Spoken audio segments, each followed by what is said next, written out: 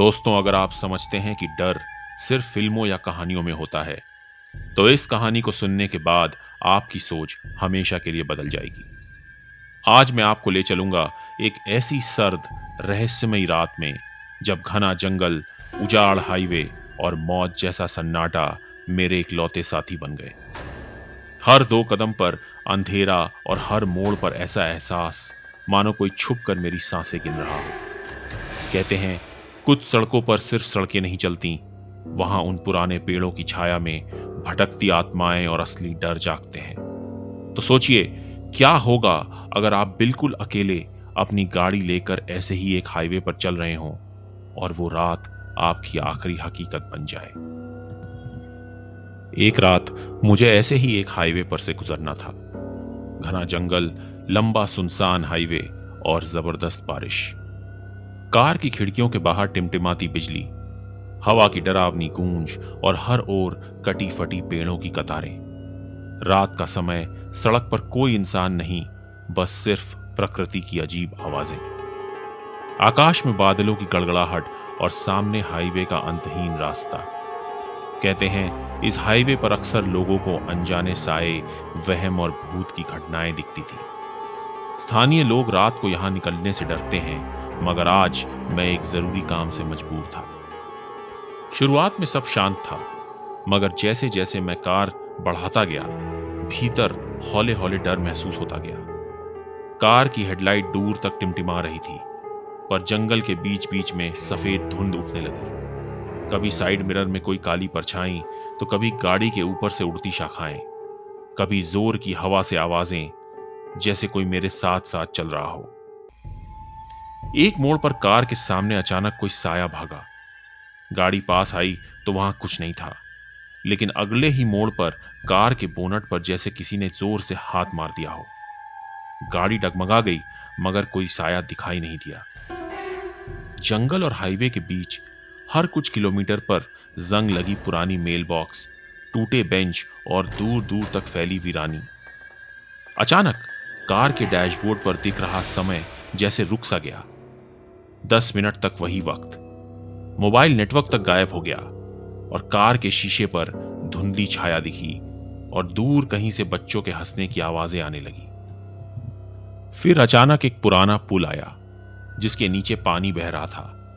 पुल पर सफेद कपड़े में लिपटी, बिना चेहरे वाली एक औरत हवा में तैरती दिखी, पर जैसे ही गाड़ी पास लेकर गया, वो गायब हो गई। जैसे जैसे कार आगे बढ़ी, दूर से एक घायल कुत्ता घूमता हुआ गाड़ी के ठीक सामने आ गया। उसे देखकर मैंने झट से ब्रेक लगा दिया, लेकिन तभी रेयर व्यू मिरर पर किसी की परछाई उभर आई, मानो जैसे कोई मेरे पीछे बैठा जोर से सांस ले रहा हो। पीछे मुड़ने की हिम्मत मैं जुटा नहीं सका, क्योंकि अब रेयर व्यू पर दिख रही परछाई एक पूरे चेहरे में बदल चुकी थी। एक ऐसी डरावनी आकृति जिसे देखकर मेरी आत्मा ठंडी हो गई। आगे की सड़क पर पेड़ों ने अचानक उल्टे लटके जानवर, सूखी शाखाओं पर मरे कौवे और बीच बीच में खड़े पुराने साइन बोर्ड, जिन पर लिखा था, यहां रात में ना रुके, जैसे कोई चेतावनी या कोई श्राप दे रहा हो। मैंने गाड़ी तेज करने की कोशिश की, लेकिन हर बार वही पेड़, वही मोड़ बार बार आने लगे। एहसास हुआ जैसे कोई मुझे भूल भुलैया में घुमा रहा हो। पीछे बैठी आकृति अब ओझल हो चुकी थी। अचानक जंगल से आवाजें आने लगी, किसी बूढ़े आदमी की कराह, किसी बच्चे की चीख। मैंने दोबारा शीशे में देखा तो अपनी परछाई में एक दूसरा चेहरा दिखा, बिना आंखों वाला, बालों के पीछे खून और मिट्टी। अब कार में बदबू भर गई थी। सीटों के नीचे कुछ हिल रहा था, मानो कोई सीट के ठीक नीचे बैठा हो। चलते चलते सामने एक सड़क पर आग की लकीर और बगल में जंगल से निकलती सफेद काली आकृतियां। मैं हिम्मत जुटाकर कार रोकने की सोच ही रहा था, मगर तभी ब्रेक फेल हो गए। पीछे से किसी के दौड़ने की आवाज आई और फिर बोनट पर किसी के बैठ जाने की वजनदार सनसनी दौड़ गई। बहुत देर बाद कार अचानक जंगल से निकलकर एक साफ सड़क पर आ जाती है। सामने पुलिस चेकपोस्ट, लाइटें और वो लोग। वो दौड़कर मुझे बाहर निकालते हैं। चेहरे, हाथों और गले पर गहरी नीली उंगलियों के निशान मिले, कपड़े मिट्टी में सने हुए। गाड़ी की सीट के नीचे एक पुराना टिश्यू पेपर मिलता है, जिसमें खून से लिखा है, फिर कभी मत आना। पुलिस बताती है कि उस हाईवे का हिस्सा रात को बंद रहता है। इसी हफ्ते 2 गाड़ियां वहां से कभी नहीं लौटी थीं। बाद में जब मैं घर पहुंचा तो कुछ दिनों तक कार के शीशे में वही धुंधले चेहरे, उल्टी हथेलियां और चिपके हुए बालों की लटें दिखाई देती रहीं। इस हाईवे पर सालों पहले एक दर्दनाक दुर्घटना हुई थी। एक बस की छत से कई लोग गिर गए थे और रात में उनकी आत्माओं की गूंज, चीखें अब भी सुनाई देती हैं। कई सालों तक यहां लोगों की गाड़ियां एक ही जगह बार बार घूमकर हादसे की शिकार हो गई।